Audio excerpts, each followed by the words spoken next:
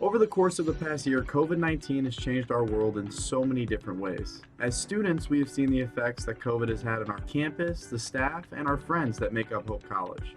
Sports were shut down, facilities seemingly abandoned, and social distancing and isolation made mandatory.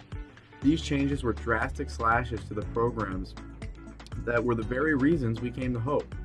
Even so, these were not the hardest decisions for those in charge to make.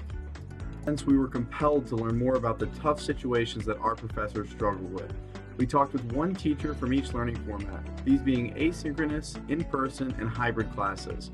Our conversation shed light on the immense impact that COVID had in the classroom and in their personal lives. Thank you so much for joining us, everyone. Could you please tell us all a little bit about yourselves? Hi, thank you so much for having me. I'm Professor Guillemiri and I teach in the Spanish section. My name is Dr. Olufemi Oluviedun. I'm an assistant professor here at Hope College in the kinesiology department. My kind of background or what I'm focused on in my department is sports psychology, so I teach a few courses on that. I got my PhD at Michigan State University as well as my master's, both in sports psychology. Normally organic 1 and 2, lecture and discussion, and lab. Okay. And then how long have you been a professor at Hope? This is my 17th year. 6 years. Yeah. In addition to our amazing crew of teachers, we also had Jeffrey Petson of the steering committee. Mr. Petson, could you outline what the steering committee is and how you picked its members? Sure.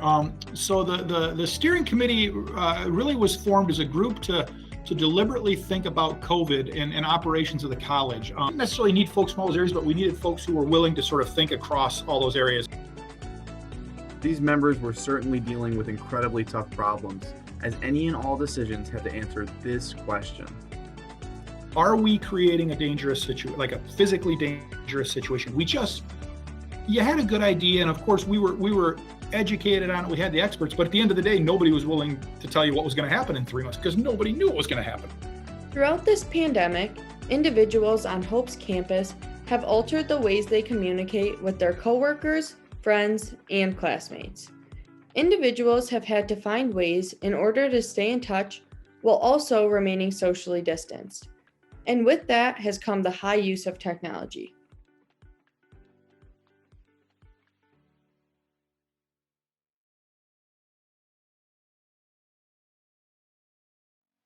What about your staff relationships or just your friendly coworkers? How has that changed?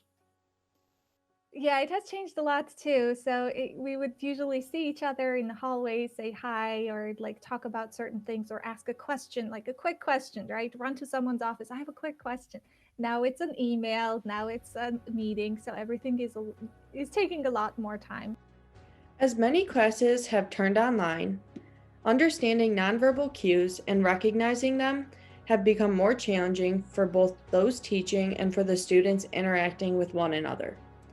A barrier has been created with professors and students with other students when it comes to the use of nonverbal communication.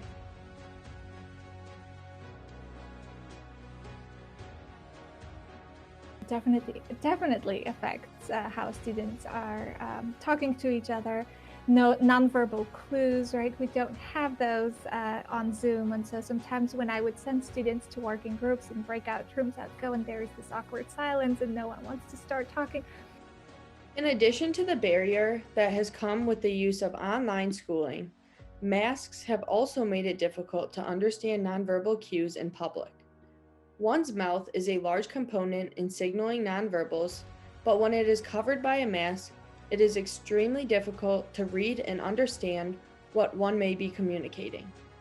This lack of nonverbals can create misunderstandings or even miscommunications.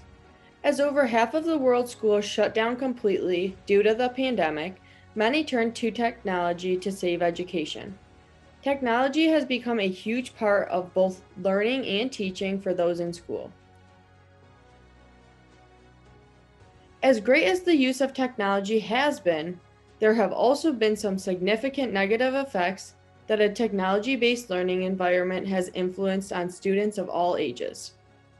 According to the authors of the study, dataset of Jordanian university students' psychological health impacted by using e-learning tools during COVID-19, that student shifting to e-learning models led to the prolonged use of digital e-learning tools, including smartphones, laptops, and iPad tablets.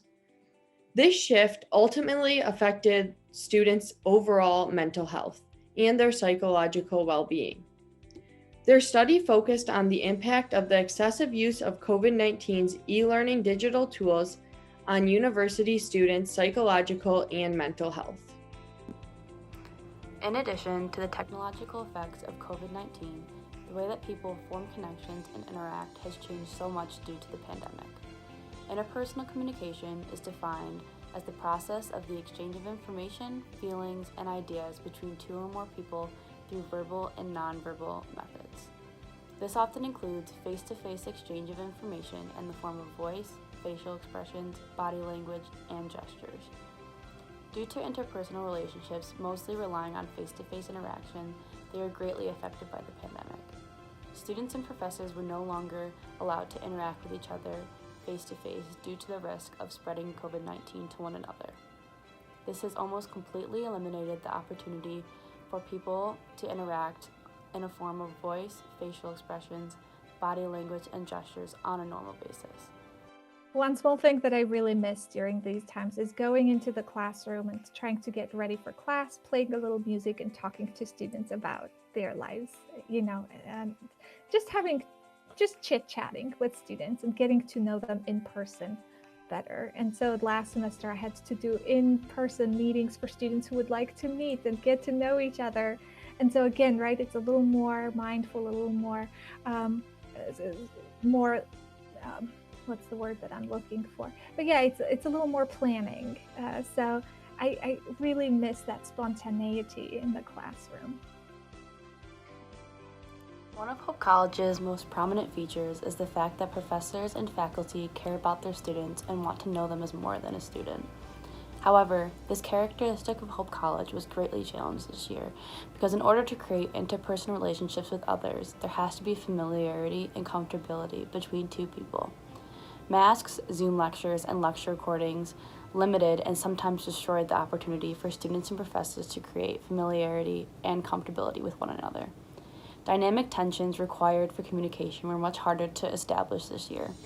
Professors saw that their students felt more distant just because they aren't making the same connections with their professors as they would during a normal school year. It's just a little harder on everyone. Students are a little more, a little more distant. And there is the same thing that we see out in the world of some people are, they've just decided where they're going to let their guard down a little bit. And hey, you guys are really just too close, but it's a choice. People have made that choice that no, with this small group of people, I'm just going to be a little more lax. Despite all of the negatives and challenges that COVID has brought to our campus this year, there have also been some good things to come out of the online classes and how people are creating meaningful experiences and connections with one another. When looking at the journal article, COVID-19, Pandemic and Online Learning, the Challenges and Opportunities, the author is able to bring the challenges and the opportunities together that the pandemic has brought us to conclude that despite the challenges, some parts of online learning will be sustained and education will become more hybrid due to the challenges of technology and communication as being resolvable and therefore a better way of teaching students. Every Friday in my classes, this is something that I started doing during the pandemic. So last fall I started doing it, but every Friday is a mental health Friday or like check-in Friday.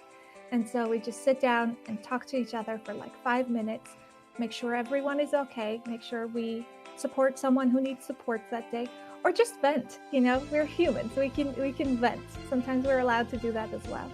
So that has been the practice that I started this pandemic, and I thought it has been effective. And I think students appreciate it. I have gotten feedback from students and they enjoy having this kind of a little bit of a community building and seeing each other as people that are going through something difficult in different ways, but together. A big source of hope and joy at Hope College this year was just being able to be on campus with everyone together.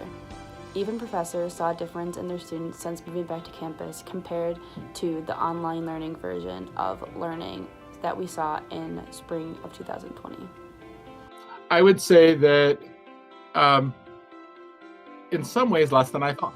In some ways, I think at least first semester you guys are doing pretty well. Like there was some tentativeness and some angst, but really also a lot of relief, right? After having been chased off campus the end of last school year, just the idea of being back was, it seemed, was very motivating to students, very helped them do the right thing with response to COVID, but also just they were grateful to be there. And I think that's good. I think it's a good reminder that being at Hope College is a huge privilege. Just as seen in the journal article, Quarantine, Distress, and Interpersonal Relationships During COVID-19 by Goodwin, not all relationships were damaged or got worse.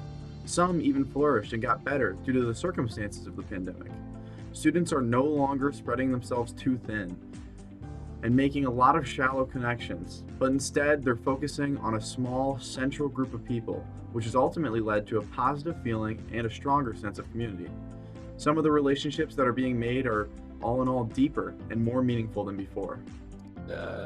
One that was good and bad is some students I think are really lonely right now, but other students I think are maybe less lonely. And it was a weird answer that I got from the student, but that having to focus in on a core group of friends and a core group of activities and let some other things go meant that they weren't so crazy busy all the time, and they were able to go deeper with the people that they decided to do life with.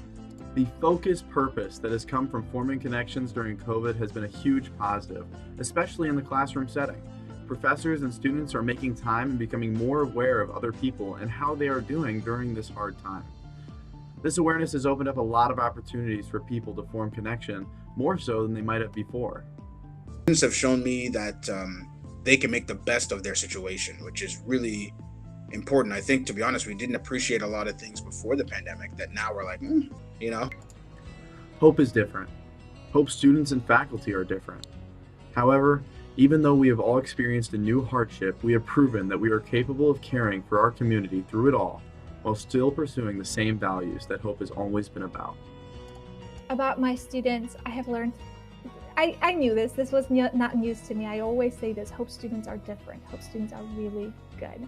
But I've learned that Hope students have so much energy and so much resilience and tenacity that I'm surprised and happy and encouraged by it. And I really hope that this is not just during the pandemic, that students continue showing up with so much positive attitude toward their class, their learning, their communities. I really hope that they continue doing so. Through this entire process and journey of COVID-19 and being a college student trying to get through a global pandemic, it can be seen that Hope College is still Hope College. We got through this and are getting through this together.